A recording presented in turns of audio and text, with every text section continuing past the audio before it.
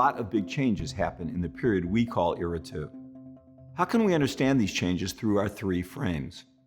At the beginning, our ancestors lived only in Africa, in very small groups. Then, cognitive breakthroughs happened that allowed us to communicate better and pass information along through generations. One of the most important innovations of this era was the development of language.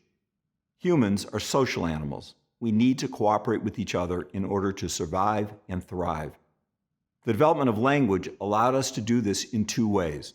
First, sharing ideas through language allowed us to work together or collectively to achieve goals.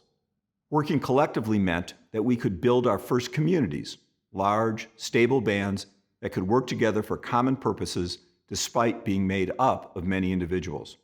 Languages also allowed humans to create our first networks, enabling us to communicate with people who were in neighboring communities, whose languages were similar in order to exchange ideas, things, and even members through intermarriage and migration.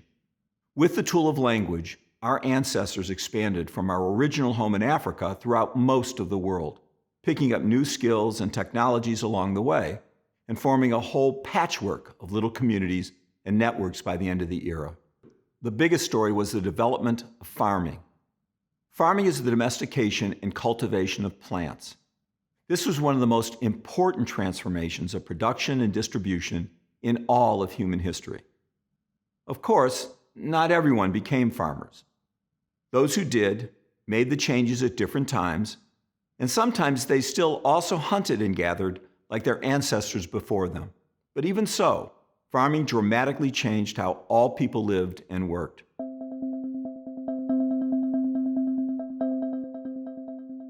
Farmers generally settled down in one place. They also developed an entirely new set of tools. That's why we call the original foraging societies Paleolithic, or Old Stone Tool Societies, and the farmers who came after them Neolithic, or New Stone Tool Societies. Farming societies also grew much more rapidly than their foraging neighbors. Farmers had more children than foragers, partly because they had more food. And although farmers had more diseases and were often less healthy, over time, farmers came to represent the majority of human societies. Farming radically changed how we made and shared things. Farmers had to spend long hours doing work that foragers didn't have to do. They had to plant crops, tend them, protect them from weeds and bugs and other animals that wanted to eat them. They had to harvest them and process them. Women, especially, found their hours consumed with turning harvested plants into edible food. But farming also produced enough calories that some people could do other work, specializing in making clothes or tools, for example. In this way, farming was also a gateway to a lot of other innovations. Later, as we will see, farmers were more likely to create villages and cities and produce innovations like writing and ironworking. And these changes are still with us today. Farming is still the way most of our food is produced, even if fewer and fewer of us are farmers. In fact, we won't see a change in production and distribution that is this significant again until about 12,000 years later, when we get to the Industrial Revolution.